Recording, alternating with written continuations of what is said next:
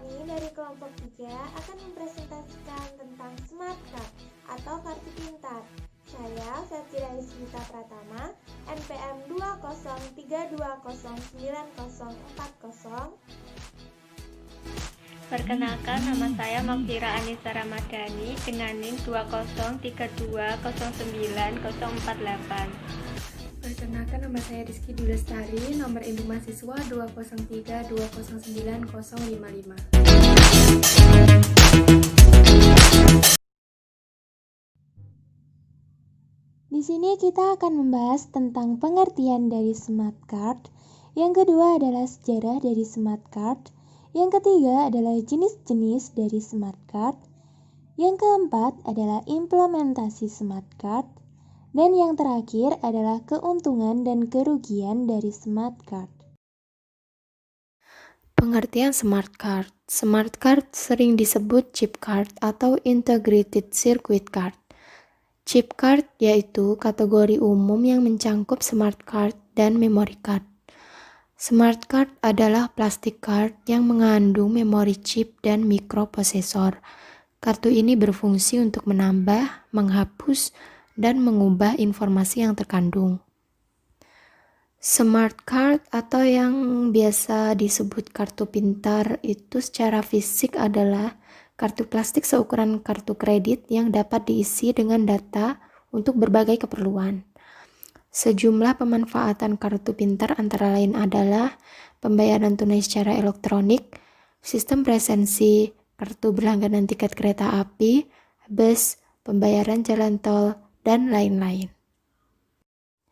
Sejarah smart card. Smart card pertama kali dibuat orang Jepang bernama Kunitaka Arimura pada tahun 1970. Dia mematenkan ciptaannya hanya terbatas penggunaannya dan hanya di Jepang. Dan pembuatannya harus dengan lisensi Arimura. Pada tahun 1974 sampai 1976, Roland Mareno di Prancis membuat hak paten beberapa aspek fungsional smart card dan menjual lisensinya pada perusahaan Bell dan perusahaan lainnya.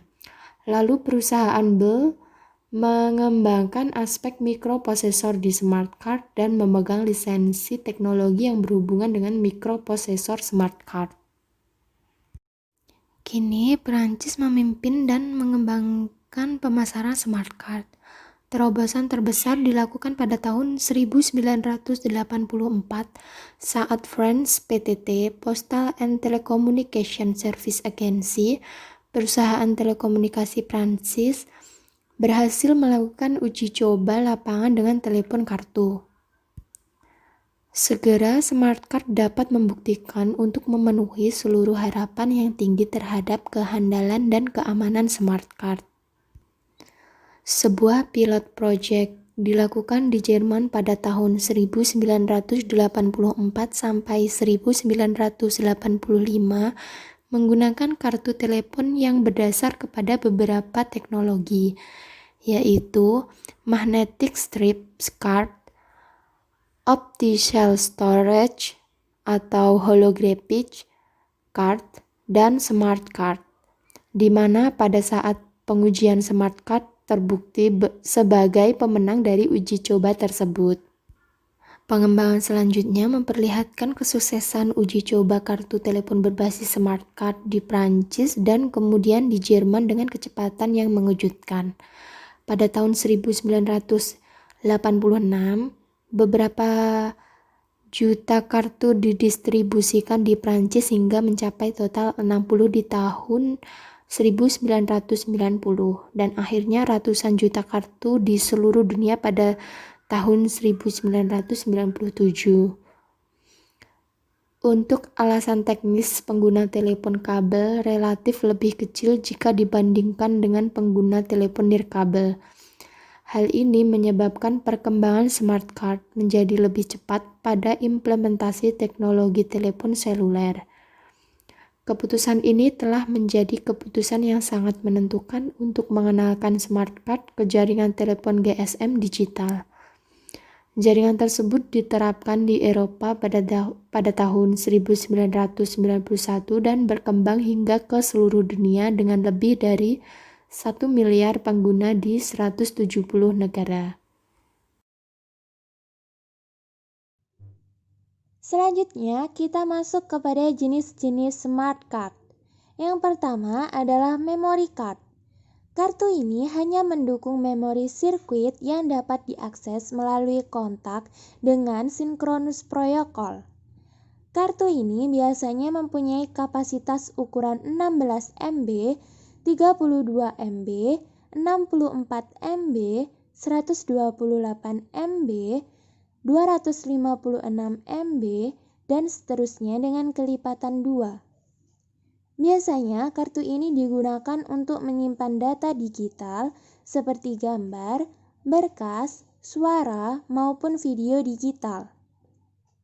Yang kedua adalah microprocessor card. Kartu ini memiliki memori sirkuit dan mikroprosesor dalam suatu chip.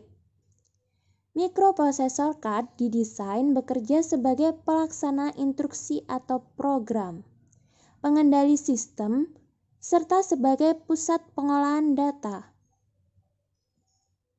Yang ketiga adalah kontak card. Kartu ini adalah salah satu smart card yang mempunyai kontak chip. Kartu ini harus dimasukkan ke reader untuk melakukan transaksi atau menyampaikan informasi dari kartu ke reader. Yang keempat adalah contactless card. Sistem pembayaran near contact. Kartu ini adalah jenis smart card yang menggunakan frekuensi radio untuk bertukar informasi. Jadi, kartu ini tidak perlu menggunakan kontak fisik ke reader untuk bertukar informasi. Sistem pembayaran near contact meliputi kartu kredit dan kartu debit, KFOB, kartu pintar, atau perangkat lainnya. Yang kelima adalah hybrid card. Kartu yang menggunakan dua teknologi yaitu kontak card dan contactless card.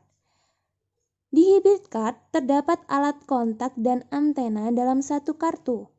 Kartu ini juga menggunakan satu mikroprosesor dan dapat juga digunakan dua mikroprosesor.